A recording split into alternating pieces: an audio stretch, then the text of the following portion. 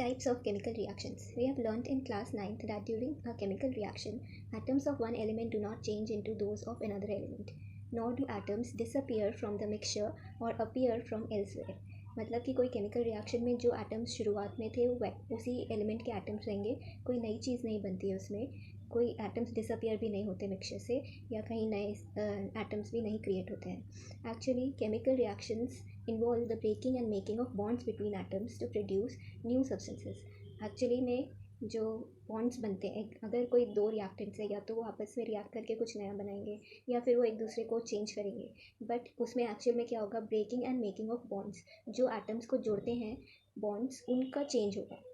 You will study about types of bonds form between atoms in chapter 3 and 4. अभी हम chapter 1 कर रहे हैं, इसके बाद चैप्टर 3 और 4 में हम पढ़ेंगे about types of bonds. Next है कॉम्बिनेशन रिएक्शन. अब हम यहाँ पर टाइप्स ऑफ केमिकल रिएक्शंस पढ़ रहे हैं. पहला टाइप है combination reaction.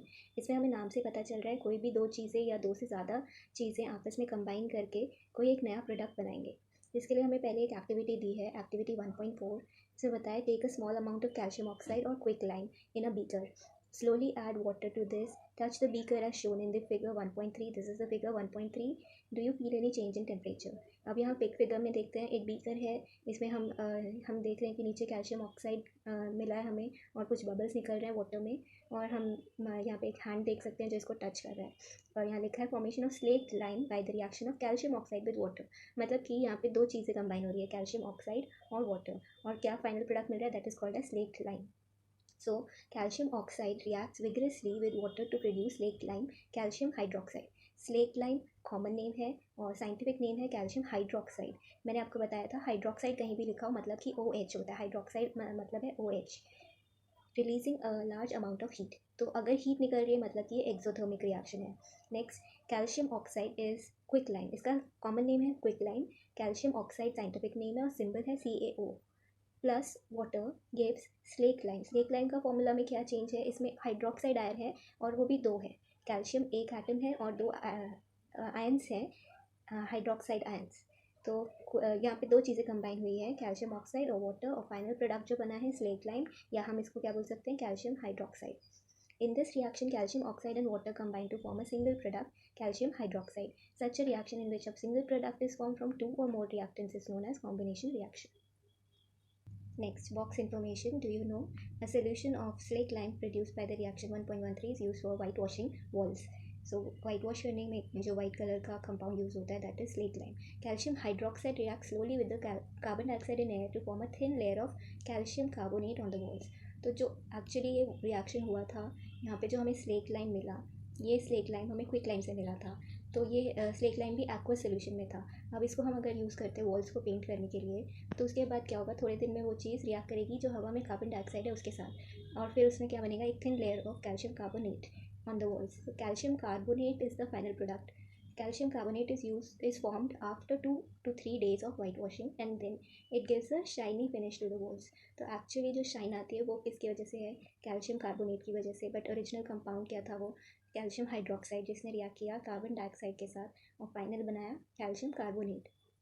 So it is interesting to note that the chemical formula for marble is also calcium carbonate CaCO3.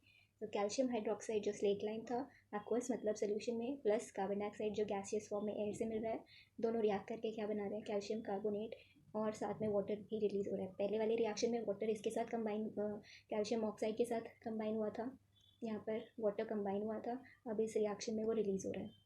और फाइनली जो कैल्शियम कार्बोनेट बनता है वो एक शाइनी कंपाउंड है, जो कि मार्बल का भी सेम फॉर्मूला है. मार्बल भी हमें मालूम है कि काफ़ी शाइनी होता है, सो इसलिए ये यूज़ किया जाता है वाइट वॉशिंग के टाइम वॉल्स के ऊपर.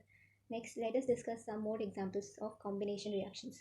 अभी ये दोनों रिएक्शंस जो हमने ऊपर देखी, दोनों में जो रिएक्टेंट्स थे वो दोनों कंबाइन होकर कुछ एक नया प्रोडक्ट बना रहे हैं. And now we are looking at some more examples. First example is burning of coal. Coal का सिंपल फॉर्मूला है carbon. Carbon is coal, pure form में होता है कार्बन, तो उसको बोलते हैं कोल. सॉलिड स्टेट में, प्लस ऑक्सीजन. ऑक्सीजन जब गैसियस स्टेट से मिल रही है उसको, और जब भी ऐसे कोई रिएक्शन होती है जिसमें ऑक्सीजन ऐड कर रहा होता है, मतलब कि क्या है, वो बर्निंग रिएक्शन है. कभी भी बर्निंग के लिए ऑक्सीजन ज़रूरी होता है. तो carbon plus oxygen give CO2. तो फाइनली जब भी कोल जलता है तो उसमें एंड प्रोडक्ट हमें कार्बन डाइऑक्साइड ही मिलता है. Next, formation of water from hydrogen gas and oxygen gas. ये दोनों गैसियस स्टेट में है, प्लस फिर बाद में जो फाइनल प्रोडक्ट मिल रहा है इनके कॉम्बिनेशन के बाद वो लिक्विड स्टेट में है। तो यहाँ पर एक हमें फिर से वो एक प्रॉपर्टी याद आती है कि कोई भी केमिकल रिएक्शन होगा तो उसके स्टेट में चेंज आएगा, या फिर कोई कलर चेंज होगा या टेम्परेचर चेंज होगा, इससे कुछ भी चेंज आता है, मतलब कि वो केमिकल रिएक्शन का प्रॉपर्टी है। Next, in simple language, we can say that when two or more substances, elements, or compounds combine to form a single product, the reactions are called combination reactions. तो पहला type जो था reactions का, that was combination reaction, जिसमें कोई भी दो चीज़ें या उससे दो से ज़्यादा चीज़ें कंबाइन होकर कुछ नया बनाते हैं. Next, in activity 1.4 we also observe that a large amount of heat is evolve. इस एक्टिविटी में हीट भी इवॉल्व होती है. जब हम कैल्शियम ऑक्साइड को वाटर में डालते हैं तो बहुत गर्म हो जाता है पानी और उसमें बबल्स भी बहुत सारे निकलते हैं और विग्रस रिएक्शन होती है. This makes the reaction mixture warm.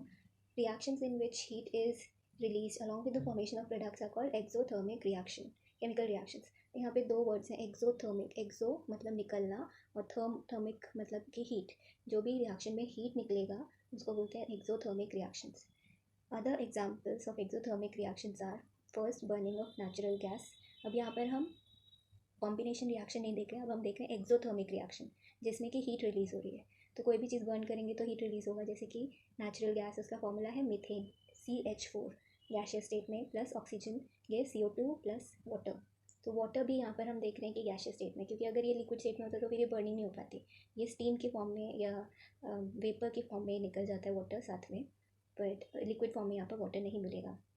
Do you know what that respiration is an exothermic process. हमने पढ़ा है रेस्पिरेशन में हमारे बॉडी में काफ़ी, जो भी हम लोग फूड खाते हैं उसका डाइजेशन के बाद जो यूटिलाइजेशन होता है, अब्जॉर्प्शन होता है, एनर्जी रिलीज़ होती है उसमें से, तो उसके केमिकल रिएक्शंस जो हैं वो भी सब एक्सोथर्मिक हैं. मतलब कि उन्हीं रिएक्शन से हमारी बॉडी में टेम्परेचर होता है. और हमें मालूम है कि बॉडी का नेचुरल टेम्परेचर जो है अराउंड 37 डिग्री सेल्सियस होता है, normal temperature. We all know that we need energy to stay alive. We get this energy from the food we eat. During digestion, food is broken down into simpler substances. For example, rice, potato, bread contain carbohydrates. ये हमने छोटी classes में भी पढ़ा है कि food के जो 5 कंपोनेंट्स हैं, कार्बोहाइड्रेट्स उसमें से एक है, और उसके मेजर सोर्सेज क्या है, राइस, पोटैटो, ब्रेड. तो कोई भी चीज़, कोई भी न्यूट्रिएंट हो, कार्बोहाइड्रेट या प्रोटीन, विटामिन, ये सब हमें फूड से मिलते हैं और ये सब हमें एनर्जी देते हैं. एंड आफ्टर डाइजेशन फूड, ये जो जितना भी फूड है इसका सिंपलर सब्सटेंसेस में इसको ब्रेक डाउन किया जाता है. तो कार्बोहाइड्रेट कॉम्प्लेक्स चीज़ है, बड़ी चीज़ है, और इसको जब ब्रेक डाउन करते हैं तो सिंपलर सब्सटेंस मिलते हैं हमें, जैसे कि sugar. These carbohydrates are broken down to form glucose. तो ग्लूकोज एक सिंपल सब्सटेंस है और कार्बोहाइड्रेट्स एक कॉम्प्लेक्स सब्सटेंस है. इसको हम पॉलीमर भी बोल सकते हैं क्योंकि ये बड़ा मॉलिक्यूल होता है और ग्लूकोज छोटा मॉलिक्यूल होता है, साइज में भी और वेट में भी. This glucose combines with oxygen in the cells of our body and provides energy. Glucose से हमें एनर्जी मिलती है, ये सबको पता है. It combines with oxygen in the cells of body. इसी रिएक्शन को बोलते हैं रेस्पिरेशन की. जो रिएक्शंस है उसका बेसिक क्या है, ग्लूकोज जो है वही ऑक्सीजन से रिएक्ट कर रहा है. मतलब यहाँ पे भी कुछ बर्निंग वाली रिएक्शंस है जिससे कि हीट रिलीज़ हो रही है, जो रेस्पिरेशन में हमारी बॉडी को बॉडी टेम्परेचर जो हमें देती है. The special name of this reaction is respiration, the process of which you will study in chapter 6. Next, ये फिर से हमें एक रिएक्शन देखने को मिल रही है, हम इसे पहले भी देख चुके हैं. एक्चुअली ये एक फोटोसिंथेसिस का रिवर्स रिएक्शन है. फोटोसिंथेसिस में कार्बन डाइऑक्साइड और वाटर कंबाइन होकर ग्लूकोज देते हैं, बट ये रिवर्स रिएक्शन है. Glucose is combining with oxygen. मतलब वही रेस्पिरेशन वाला रिएक्शन बताया कि हमारी बॉडी के सेल्स में ग्लूकोज एक्वस स्टेट में होता है, जब डिजॉल्व होता है सेल्स के साइटोप्लाज्म में, वो ऑक्सीजन के साथ रिएक्ट करके हमें फिर से रेस्पिरेशन में जो CO2 निकल रहा है वो कहाँ से निकल रहा है, ग्लूकोज से ही निकल रहा है. और फिर से वो 6 है, 6CO2. मतलब जब फोटोसिंथेसिस में कंबाइन हुआ था तब भी 6CO2 मिलके एक ग्लूकोज बना था. अब जब ब्रेक डाउन हो रहा है तो भी एक ग्लूकोज से हमें 6CO2 मिलेगा. मतलब कि कोई भी एलिमेंट हो, उसके जो एटम्स होते हैं वो नंबर में चेंज नहीं होते हैं, ना उनका वेट चेंज होता है, ना नेचर चेंज होता है, सब सेम रहता है. और नंबर भी इक्वल होना चाहिए दोनों साइड ऑफ द रिएक्शन में. LHS में भी RHS में भी दोनों साइड में जो नंबर ऑफ एटम्स होते हैं वो इक्वल होने चाहिए. फिर इसके बाद हमें वाटर और एनर्जी भी मिला. फोटोसिंथेसिस में क्या था कि एनर्जी किस फॉर्म में थी, लाइट एनर्जी, सनलाइट की एनर्जी यूज़ कर रहे थे. तो वही चीज़ अब रिवर्स फॉर्म में यहाँ पर लिखी है. नेक्स्ट रिएक्शन एक एग्जाम्पल है एक और एक्सोथर्मिक का. The decomposition of vegetable matter into compost is also an example of exothermic reaction. तो कोई भी वेजिटेबल मैटर है उसको जब सड़ता है, वो डिकम्पोज होता है तो उससे कंपोस्ट बनता है, जिसको मैन्योर की फॉर्म में यूज़ कर सकते हैं फील्ड्स में, तो it is also exothermic reaction. ये हम जो भी कंपोस्ट पिट में अगर ये काम हो रहा है तो वहाँ पर हम देखेंगे कि उस एरिया में टेम्परेचर भी ज़्यादा होता है, प्लस थोड़ी गैस निकलती है क्योंकि वो चीज़ सड़ रही है, वेजिटेबल मैटर सड़ रहा है, तो वहाँ पर मीथेन गैस भी रिलीज़ होती है। Next, identify the type of reaction taking place in activity 1.1 where heat is given out along with the formation of a single product. activity 1.1 याद करेंगे तो हम that was burning of magnesium oxide। फिर से देख लेते हैं, that is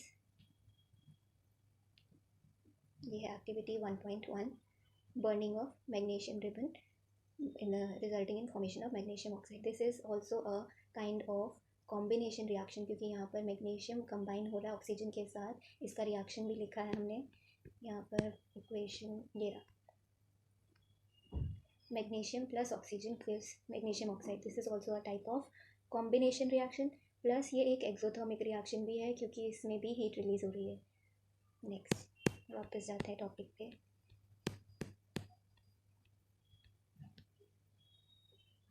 now the second type of reaction, decomposition reaction. ये डीकॉम्पोजिशन पहले था कॉम्बिनेशन रिएक्शन, अब ये डीकॉम्पोजिशन मतलब कि उसका ऑपोजिट है।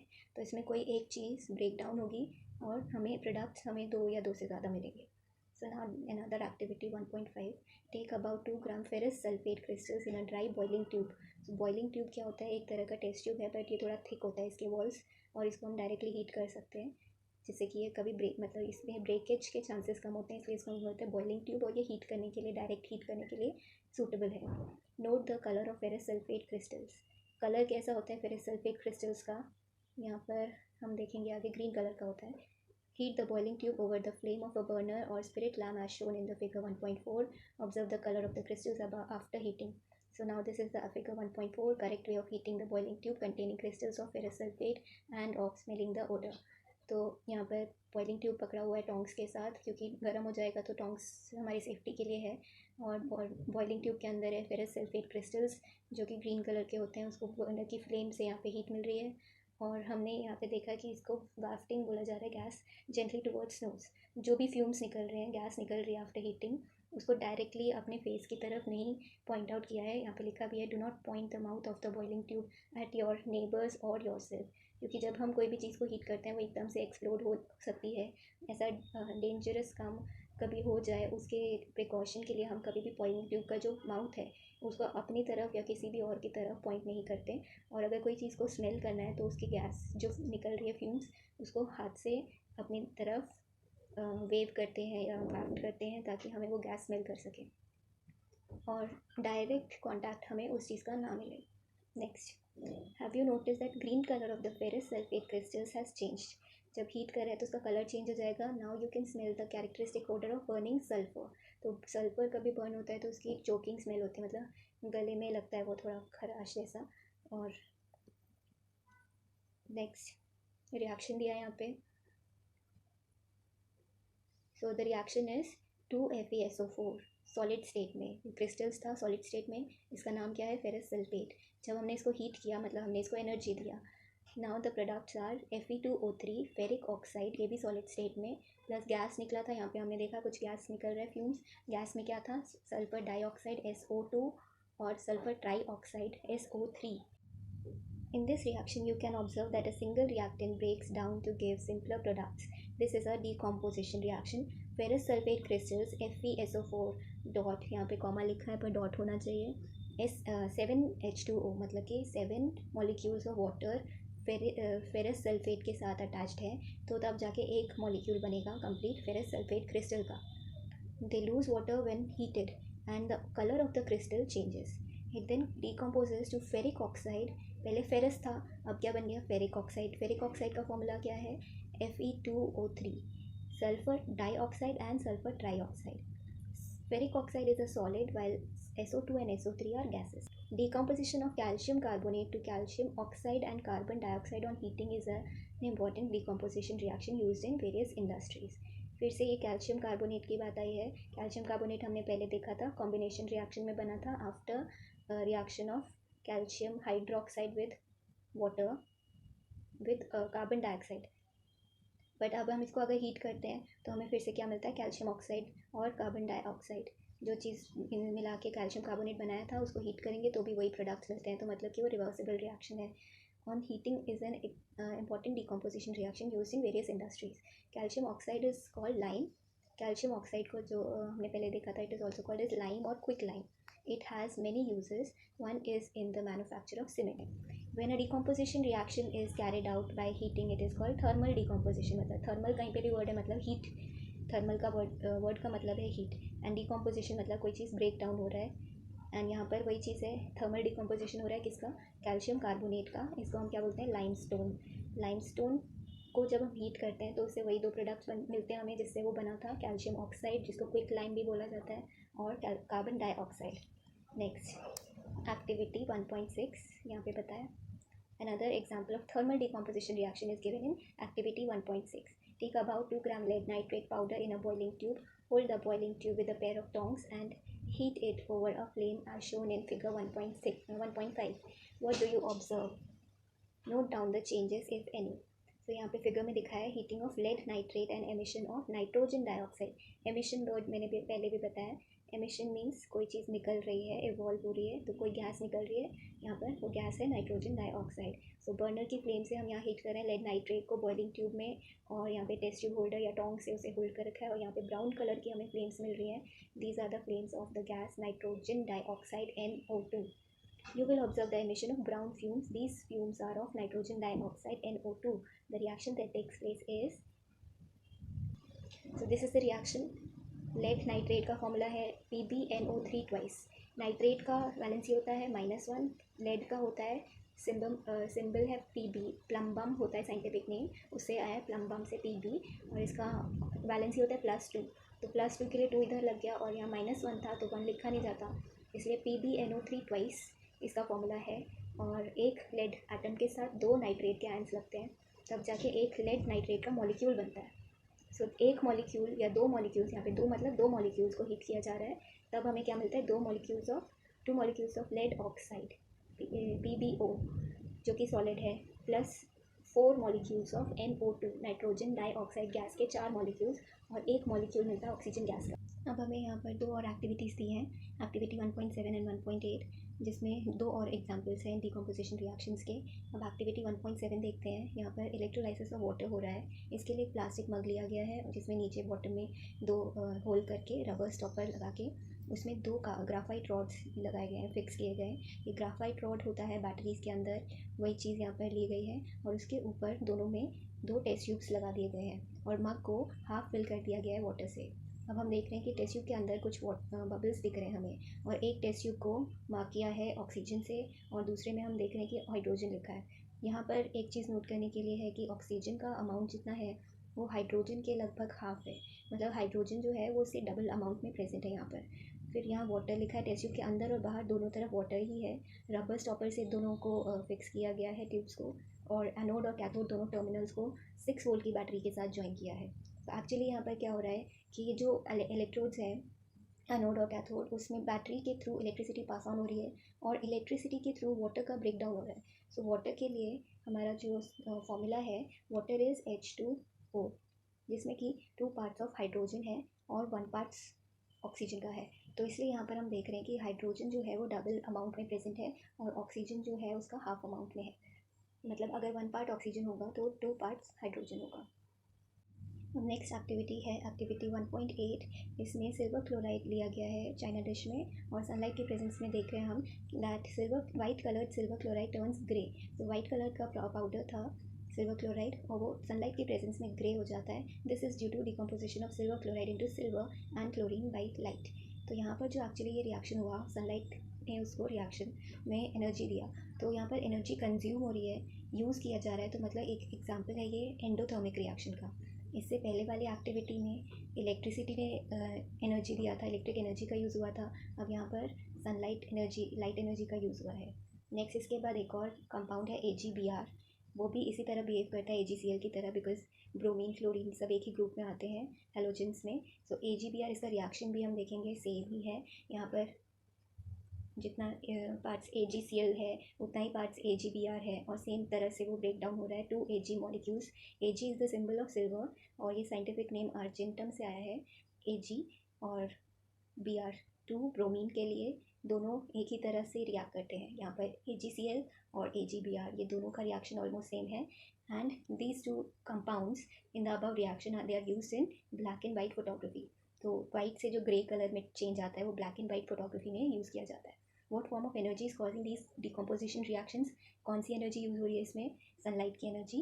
We have seen that the decomposition reactions require energy either in the form of heat, light और इलेक्ट्रिसिटी। तो हीट के लिए हमने देखा था कि इससे पहले जो एक्टिविटी थी ये वाला, सो ये एक एक्टिविटी दिखाया था जिसमें लेड नाइट्रेट हीट किया था और हीट करने पे हमें नेक्स्ट जो इसके प्रोडक्ट्स मिल रहे थे, lead nitrate was heated to give lead oxide, nitrogen dioxide and oxygen.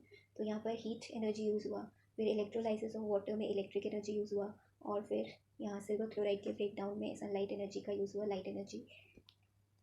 सो कोई भी डिकम्पोजिशन रिएक्शन होती है तो उसके लिए कोई ना कोई एनर्जी यूज़ होती है for breaking down the reactants. तो एक्चुअली यहाँ पे रिएक्टेंट्स को नहीं ब्रेक किया जा रहा है, उनके बीच में जो बॉन्ड्स हैं, एटम्स के जो बॉन्ड्स होते हैं उनको ब्रेक किया जा रहा है, और ब्रेक करने के लिए एनर्जी चाहिए in the form of heat, light और electricity. Reactions in which energy is absorbed are known as endothermic reaction.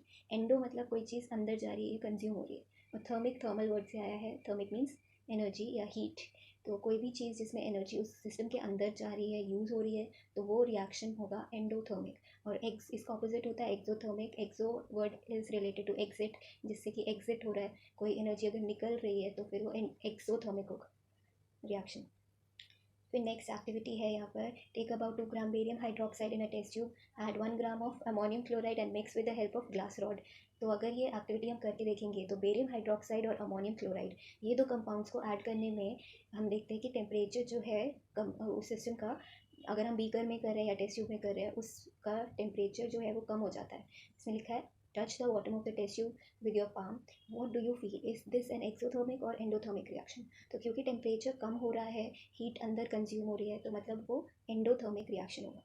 Next इसके बाद क्वेश्चन है। First question, solution of substance x is use for white washing, name the substance x and it's formula. Substance x का नाम है calcium oxide, इसको हम lime या quick lime भी बोलते हैं। Right the reaction of the substance x named in first part above with water. तो ये रिएक्शन हमें देखनी है। रिएक्शन हमें CaO प्लस H2O की रिएक्शन यहाँ पर दिया हुआ है, ये रहा। CaO plus H2O gives slaked lime CaOH whole twice. अब नेक्स्ट क्वेश्चन देखते हैं।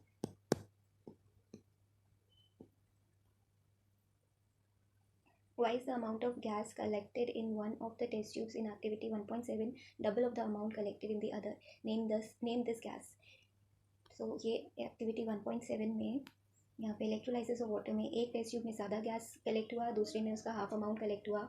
आपको पूछा है which is the gas in double amount, वो है हाइड्रोजन, बिकॉज वाटर में 2 पार्ट्स हाइड्रोजन होते हैं और 1 पार्ट ऑक्सीजन होता है, ये हमने पहले भी पढ़ा है। सो यहाँ पर जो भी अमाउंट हमें मिलेगा हाइड्रोजन गैस का वो डबल होगा ऑक्सीजन अमाउंट के। So hydrogen will be 2 times and oxygen will be 1 part.